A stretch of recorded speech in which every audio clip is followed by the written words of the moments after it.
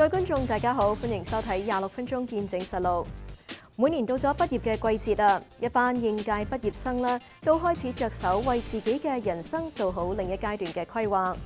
但係現時面對住食品價格以及其他生活成本高企嘅環境之下，學生面對嘅問題咧就越嚟越多，有啲學生更加係要償還學生貸款添。根據卑詩學生聯會嘅數字就顯示啊，卑詩省嘅學生貸款債務接近45億，4年制嘅學位平均一名學生嘅貸款就超過3萬蚊。畢業後嘅學生既可能面對財政負擔，又可能面對前景充滿好多嘅不確定性。作為畢業生啊，佢哋喺複雜嘅環境底下點樣計劃未來呢？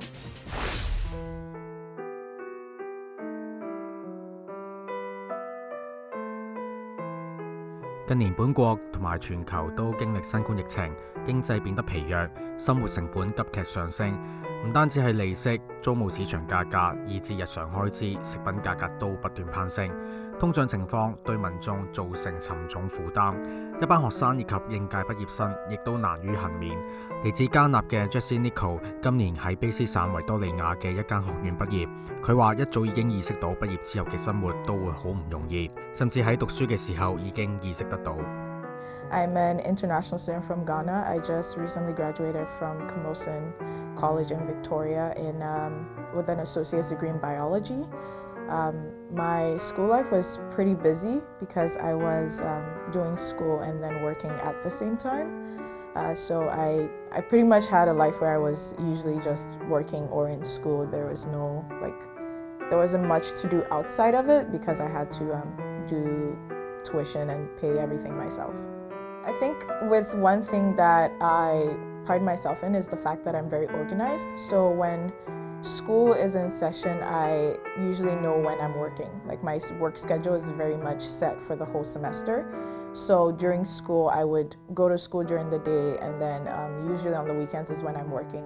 So the balance was there because I had everything organized. I know when my classes are, I know when I have to study, and I know when I have to work. So it was hectic, but it was really easy once I knew everything that I had to do. Jack 話自己喺大學嘅時期都會按住自己嘅時間表去做好自己嘅工作，有時間就會幫助一啲弱勢社群，包括喺就學期間，亦都喺一間護理中心照顧一啲年長嘅人士。佢亦都指為咗準備足夠嘅金錢去應付未來嘅需要，啱啱初嚟報道，佢喺揾工作嘅期間，亦都冇考慮得咁多，應該揾啲咩工作。For working, it was necessary because I had to pay my bills. Like I had to pay tuition, I had to pay rent, I had to eat. So working was very necessary. I did part-time work during school because you cannot work full-time whilst you are in school. During the time that I started, it was a 20-hour work limit on working off campus. So that was what I had to do, and that was the only way, like part-time was the only way to do work whilst you're doing that. And I worked on and off campus within the last year of my schooling, so that kind of helped because I had to pay tuition and also pay my bills. I think studying here, if you enjoy what you're doing, it does help. The work, it's a pick and choose most of the time because sometimes you don't have a choice with what kind of work you can get. Coming from Ghana, I didn't have any work experience, so coming here, like whatever job I could find was the one I picked. But later when I gained a bit of experience, which really helped with finding other jobs, it did help with, it did make me find a job that I enjoyed. So I worked in a nursing home, which was really nice because I got to help people, and that was the one thing I loved doing. So the previous work experience did help in getting that job. It was really fun because I worked in a nursing home. We took care of patients like old people, and I worked in food service because I had experience in food service, and then I applied to food service within that department in Victoria. And it was really fun because the residents were really nice, and I felt good helping people and being able to make them feel better at least like once in a day when they get to eat, or just sitting and chatting with them sometimes if you have the time. So it was really fun work during that time. 不過 Jack 同一時間亦都要面對現實。I think that's a major worry for almost everyone. When you graduate school, it's the one thing you always have to worry about is work. And I think for me, that was one of my major worries because I did have a course in biology. And I think the one thing I was worried about was the job opportunities that are out there for people within my field. There are some, but for me, it was more about what kind of work I would want to do. I definitely wanted to help people. So whatever sector I could find myself in was the one thing I wanted to like really find a place to work in. 對於啱啱畢業嘅 Jessie， 佢認為現時揾工作難唔難呢？ I think it depends. Some jobs would require students to have a bit of work experience. And I think that's why most institutions have the opportunity for you to do a co-op. So with the co-ops, you can work in sectors that are related to what you do, but it's like an internship experience. So that would give you enough experience to at least like know what kind of sector you want to work in. And usually the way it works is that most people who do co-ops end up getting full-time offers from those places. So then it makes it easier for them to find jobs after they graduate school. Jessie 喺維多利亞畢業之後就搬到大溫地區，之後亦都好快揾到工作。I currently work as the Secretary-Treasurer of the BC Federation of Students. It's not related to my program, but it is related to the kind of experience I've had when it comes to helping people and the kind of work that I did during school, because I did take extracurricular activities. I did a lot of other things that are not related to my program, but that was what helped me land this position. My position is not a job that we apply for. It is a director at large role, so we do run elections for it during our general meetings, and that was how I was able to land myself in this position because I had the opportunity to run for a position that actually helps in advocating for students, and that's why I am here right now. 喺今年畢業嘅仲有喺 Douglas 學院商業管理嘅 Mary Dear， 佢喺2017年由阿富汗嚟到加拿大讀書。佢亦都認為現時物價真係好難以負擔，因此喺就學期間亦都有打幾份工去幫補自己嘅生計。During my academic journey, I found myself juggling through multiple jobs to basically lessen my concerns about life after graduation and to make like various financial obligations such as like bills, books, and tuition fees. A lot of the costs that are like not really shown to you or talked about when you are a student and you only find out once you're in that position. So just like having those worries at the back of my head, I really didn't have time to relax. I had to like juggle around multiple jobs to basically afford to finish off my degree. Mary 現時喺本地政黨工作，主要負責活動統籌嘅工作。佢形容職場如戰場，社會上有好多競爭者去爭奪工作機會，因此佢一早就已經未雨綢繆。So I'm currently working as a field organizer with BCNDP. It's a position that I got through the skills and abilities that I basically help to nourish during my time working on like with different sectors of the college and outside sector, like the BC Federation of Students. I studied business in school, so it had nothing to do with like the job that I'm in right now. But the way I discovered my passion with it, like I worked on campaigns and advocacy work for 2 years with the Douglas Student Union. So that's when I realized what my passion is and really understood the importance of like extracurricular activities. Now, a lot of people think that those are nice to have, but they're like actually needed and necessary to have. For example, as someone who sits on the board of government within the college, you learn like procedures and policy skills, and you're actually given the opportunity to apply them to bring change within that sector. However, if you study political science in college, there's no way for you to actually learn and have those livable experiences and gain those soft skills until you're actually in there and hoping to land a job or get an interview with a sector. 同 Jessie 一樣 ，Mary 亦都正經歷生活成本高企嘅問題。佢話有時都會擔心自己嘅財政狀況，所以都提醒自己需要規劃未來。being like fresh, like a fresh graduate in recent years, apart from like the challenges that come with starting a job, I realized that the basically the pressing issue of managing daily costs is pretty tough. The reality of living expenses is not something that everybody talks about. And it can be quite demanding and like a financial roller coaster. So, like from your rent to your utilities and groceries and transportation. And if you have loans, then on top of it, like paying off your loans. Um, the way I basically manage my financing is by prioritizing what I need rather than what I want, which means that I've trained myself to live basically paycheck to paycheck, which is, I think, a very common case for a lot of people living in BC, and especially students. So just like basically doing that, which means that I'm diminishing my chances of like hoping for like a better future because I'm like so stuck in my current situation. I feel like that I'm not able to like get access to a lot more opportunities because of like those financial barriers. 啱啱投身社會嘅應屆畢業生，咁除咗希望揾一份適合自己嘅工作之外啊，亦都希望有一個穩定嘅薪酬待遇。但係有啲嘅畢業生就仍然對自己嘅未來感到擔心，而一啲大學以及團體又會點樣去幫助佢哋規劃呢？我哋下一節翻嚟再睇。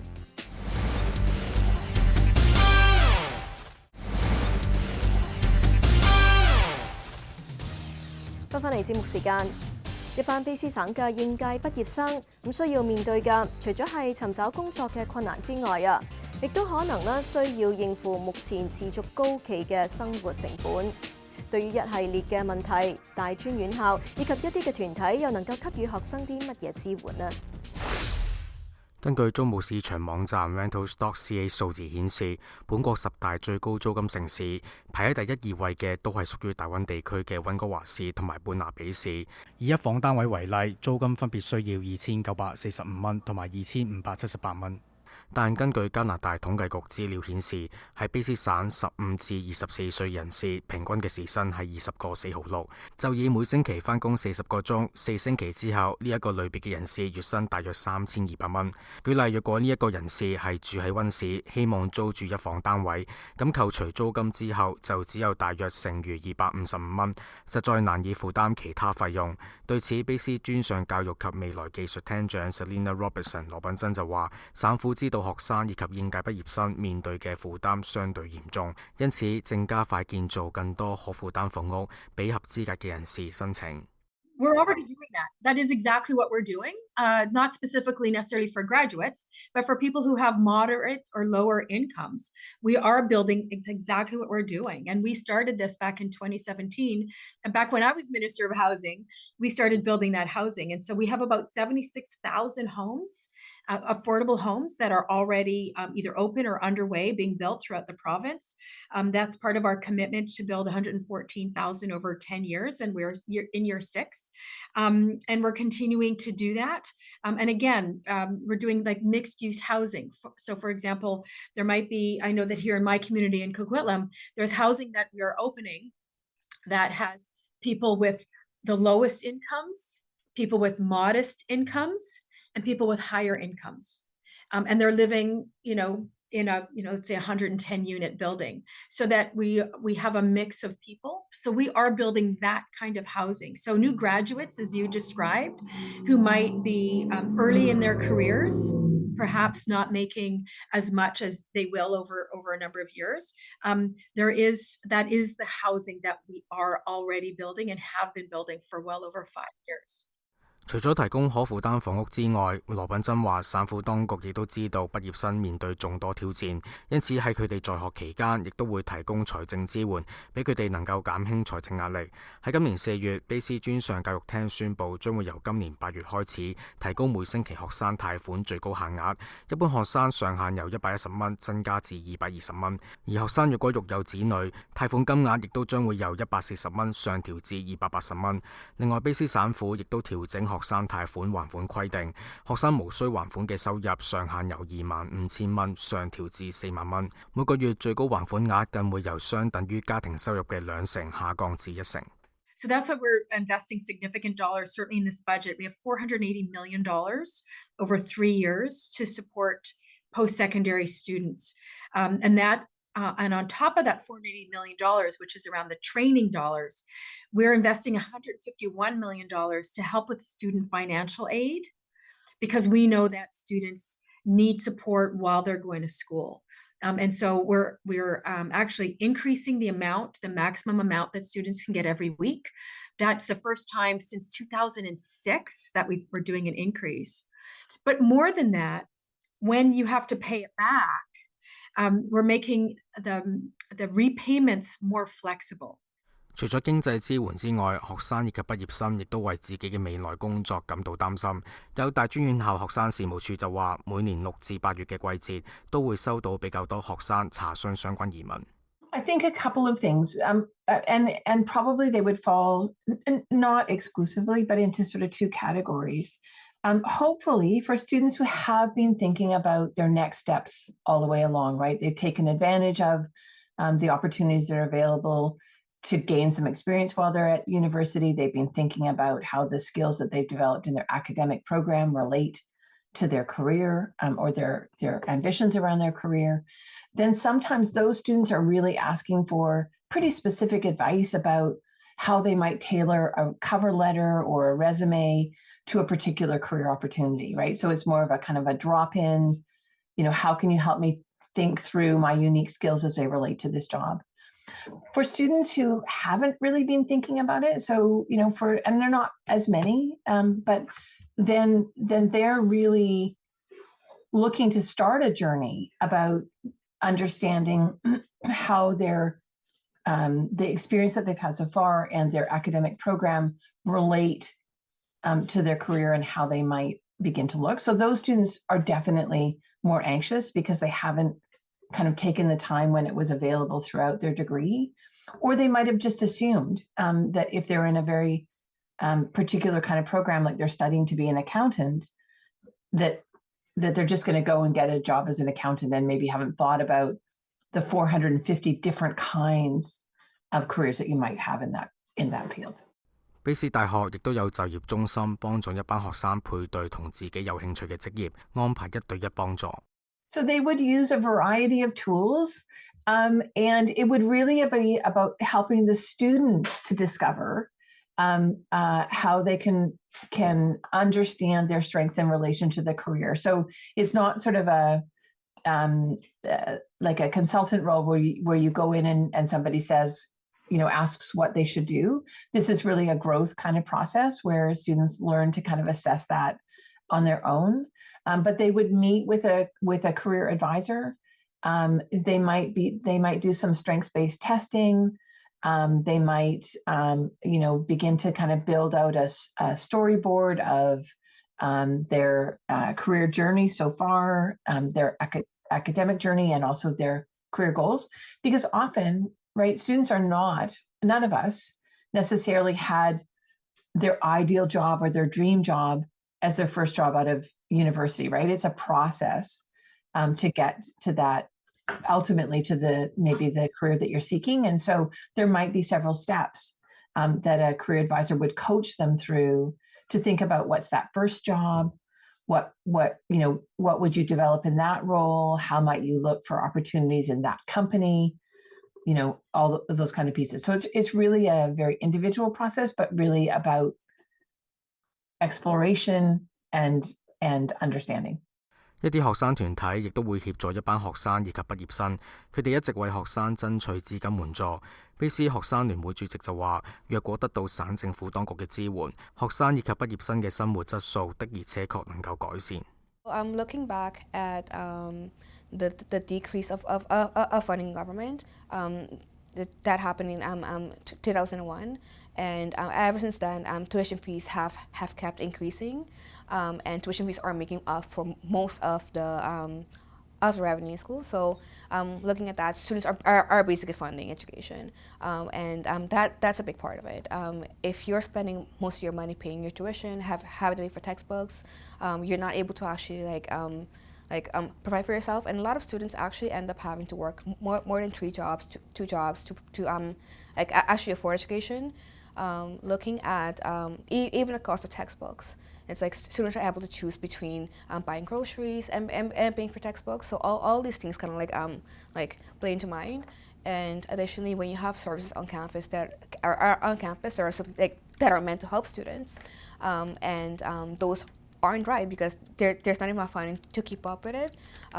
It all affects students in the end. So if you don't have like the funding to actually provide like proper food services on campus, proper mental health support on campus, it all comes back to students in the end. 對於政府當局為學生作出嘅支援政策，西門菲沙大學研究生學會學術關係總監就話：呢一個係一個好開始，期望日後會有更多相關政策。I think that's a step in the right direction, but I don't think it's enough. In most places in BC, $40,000 a year isn't a living wage. In Vancouver, the living wage is around $50,000 a year. So I think if I don't think graduates should be expected to pay loans if they are making less than $60,000 a year. Frankly, there should be, a real reckoning with the cost of living here.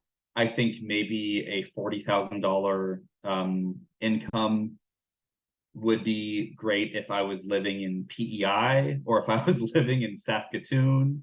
But in this city, and in many places in BC, $40,000 just doesn't go very far.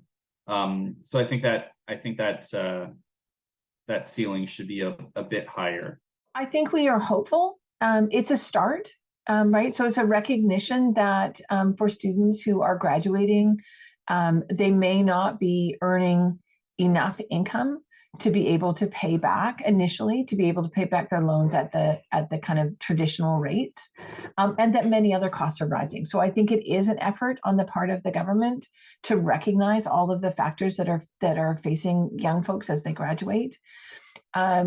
Is it enough? Well, probably not. But I think it is a start and an opportunity to really evaluate whether programs like this will help students to take some risks in the jobs that they accept in order to get eventually to the career that they're seeking.